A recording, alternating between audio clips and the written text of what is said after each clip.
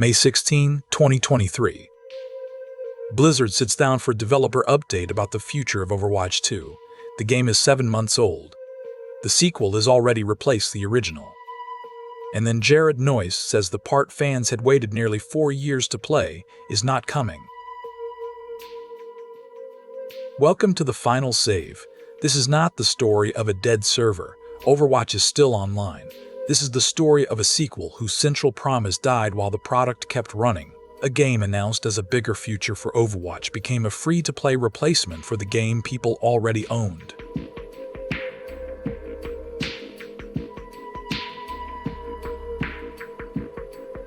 Overwatch began as the opposite of a corporate salvage job. In May 2016, Blizzard launched a premium team shooter for $40. It was colorful, generous, legible, and strange. Within a week, 7 million people had played it. By October, the number was 20 million. Within 18 months, it was 35 million. The game worked because its fantasy was simple. Pick a hero, swap when the team needed something different, win with movement, timing, and coordination.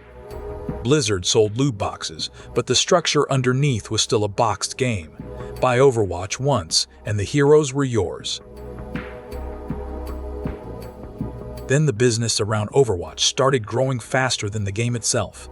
In 2018, Activision Blizzard launched the Overwatch League, a city-based esports league with franchise slots reportedly costing tens of millions of dollars. It was built on the idea that Overwatch could become something close to a traditional sport. That bet changed the pressure around the game. A premium shooter with cosmetic loot boxes was now carrying a franchise league, investors, sponsors, and expectations that looked less like a game community and more like a media business. Overwatch had to keep producing attention. This is where Jeff Kaplan matters. For years, Kaplan was not just the director.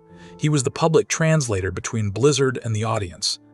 He explained balance changes, apologized for mistakes, and made Overwatch feel authored by people the community could recognize. When Overwatch went quiet, players were not only waiting for content, they were waiting for the old conversation to resume.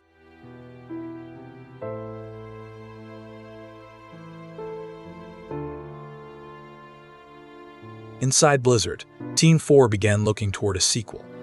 The answer was not just more maps or more heroes. At BlizzCon 2019, Jeff Kaplan walked on stage and revealed Overwatch 2 as something larger: story missions, hero missions, talent trees, power progression, new PvP maps, a new push mode, and the return of Overwatch's cast as a narrative ensemble.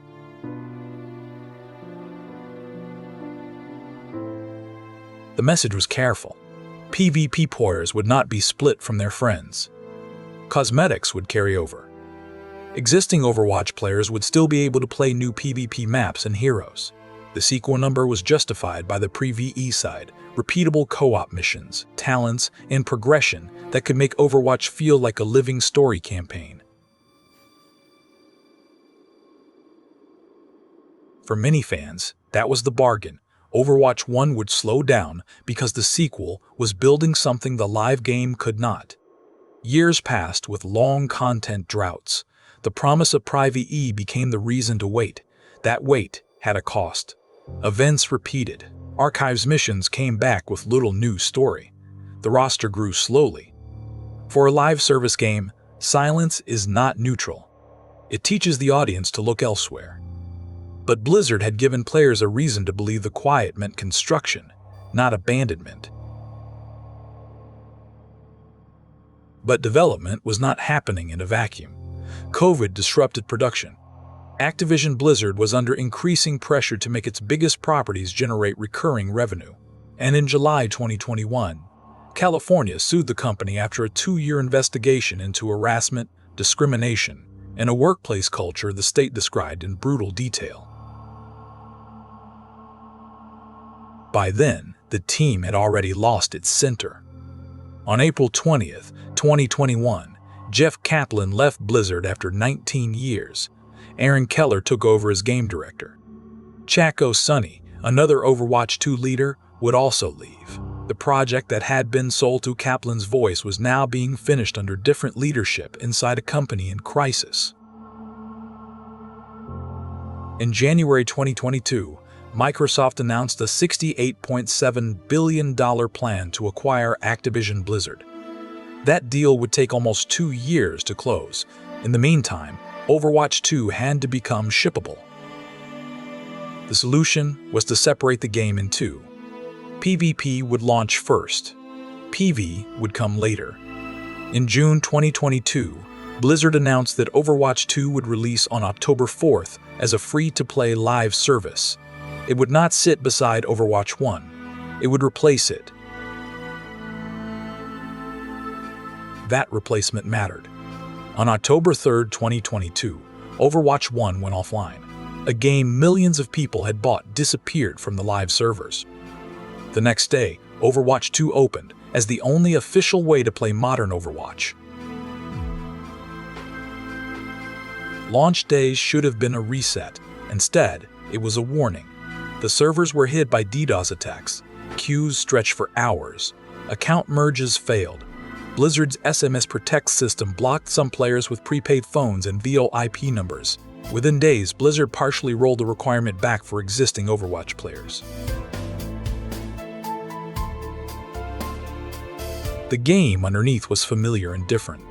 6 versus 6 became 5 versus 5. One tank was removed from each team. Loot boxes were gone. In their place came a battle pass, a rotating shop, Overwatch coins, and premium skins priced like the rest of the free-to-play market. Some of those changes had design logic. 5 versus 5 made fights easier to read and reduced the shield-heavy stalemates that had made late Overwatch exhausting. But the business logic was louder. Every screen now pointed towards seasons, bundles, premium currency, and limited-time cosmetics. The game had become more readable in a match and more transactional everywhere around it.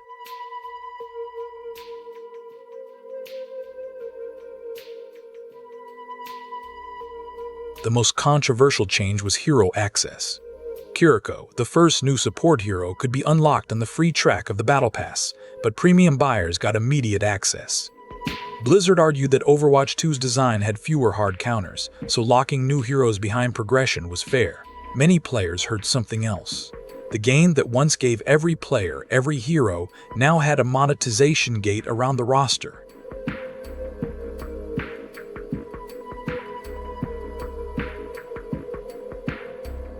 Still, the launch was huge. Blizzard reported 35 million players in the first month. The audience had shown up. The question was whether the sequel had arrived, or whether Overwatch 1 had simply been rebuilt into a store. For a while, Blizzard kept pointing to the future. PvE was still coming. Story missions were still coming. The missing half of the sequel was still the answer to why this had needed to be Overwatch 2 at all. Then came May 16, 2023. In a developer livestream, Jared Neuss explained that the team was changing direction. Hero mode was gone. The talents and long-term power progression were gone. The deeply replayable PvE pillar shown in 2019 was, in his words, definitely not being done. 3 days later, Aaron Keller published a director's take. He tried to draw a line between story missions, which would still arrive in a smaller form, and hero missions, which were canceled. He also admitted the deeper problem. The team had an exciting but gargantuan vision. Scope grew. They tried to do too many things at once. They lost focus. They no longer believed they could deliver what had been promised. That distinction mattered technically, but emotionally it barely mattered at all. Story missions were content. Hero missions were the sequel. They were the repeatable mode, the talent trees, the reason every hero could become a different build over time. Removing them did not feel like cutting a feature. It felt like admitting the sequel's foundation had never solidified.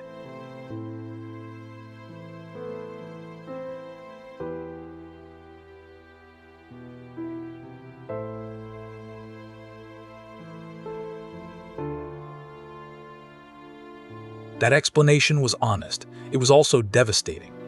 Overwatch 2 had already replaced Overwatch 1.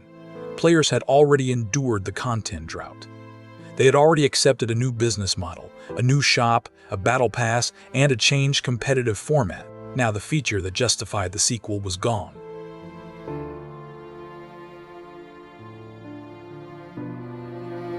In August 2023, Blizzard released Invasion, 3 paid story missions bundled at $14.99. It was the first real PvE content after the cancellation, and it arrived carrying impossible expectations. Kotaku's headline caught the mood. Good, but not $15 good. The same month, Overwatch 2 launched on Steam. It was immediately flooded with negative reviews. Within days, it became one of the lowest-rated games on the platform. Some of that backlash came from regional frustration after Blizzard's deal with NetEase ended in China. But the broader message was clear. Steam gave years of resentment a public counter, and players used it.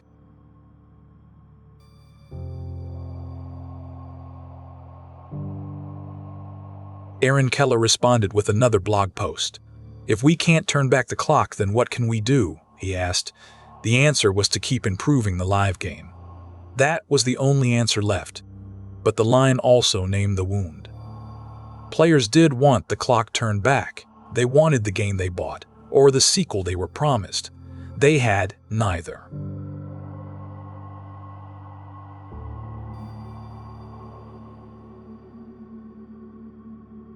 Then the business pillar collapsed too. In November 2023, the Overwatch League ended after 6 seasons. Team owners voted to withdraw. Activision Blizzard paid compensation to departing franchises, and the league was replaced by a more conventional esports circuit. The dream of Overwatch as an NFL-style esport had failed. Microsoft completed the Activision Blizzard acquisition in October 2023. 3 months later, in January 2024, Microsoft cut 1,900 jobs across Xbox and Activision Blizzard. The Overwatch team was hit. Later that year, about 200 members of the Overwatch development team formed the Overwatch Game Makers Guild CWA. The live game continued. Blizzard kept adding heroes, modes, balance changes, and events. Some updates were well received. Overwatch Classic briefly restored the old 2016 shape of the game, original heroes, old maps, and 6 vs 6. Its popularity was not proof that every old design was better. It was proof that players still remembered what had been taken away.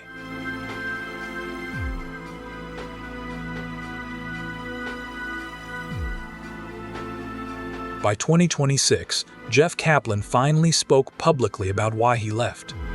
In an interview with Lex Fridman, he described a financial ultimatum from a Blizzard executive: hit a recurring revenue target or 1,000 people would be laid off, and the blame would be placed on him. Kaplan did not disclose the exact revenue figure, but he described the moment as the biggest insult of his career. He also pointed directly at the Overwatch League as a major derailment, not because competition was bad for the game, but because the league changed what Overwatch was expected to become.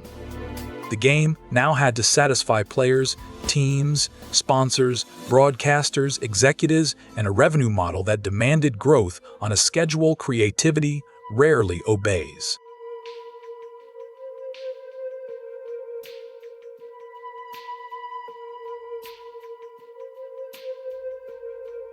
That revelation does not explain every design problem in Overwatch 2. It does explain the atmosphere around it. The sequel was not just trying to be a better Overwatch. It was trying to turn Overwatch into a more reliable revenue machine while carrying an esports bet, a company scandal, a platform transition, and a PvE game that kept growing beyond the team's ability to ship it.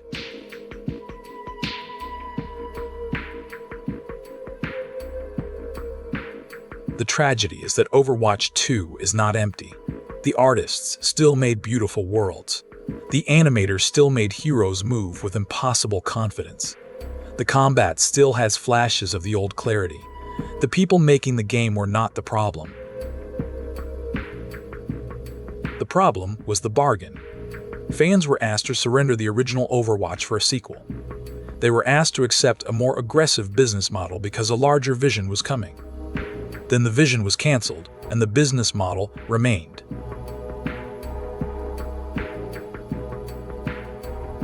so the death certificate is unusual. Overwatch 2 did not shut down. Its servers are still online. What died was the product announced in 2019. The story campaign, the hero progression, the talent trees, and the idea that Overwatch needed a sequel because the sequel would become something the original could never be.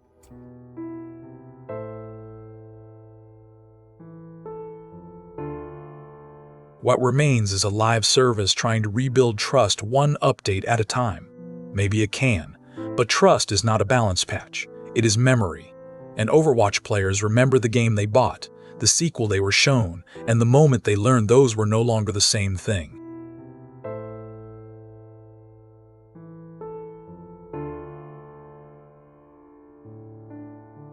Every game has a final save. If there is a game you think belongs on this table, something the industry moved past too quickly, something that deserved a better ending, leave it in the comments.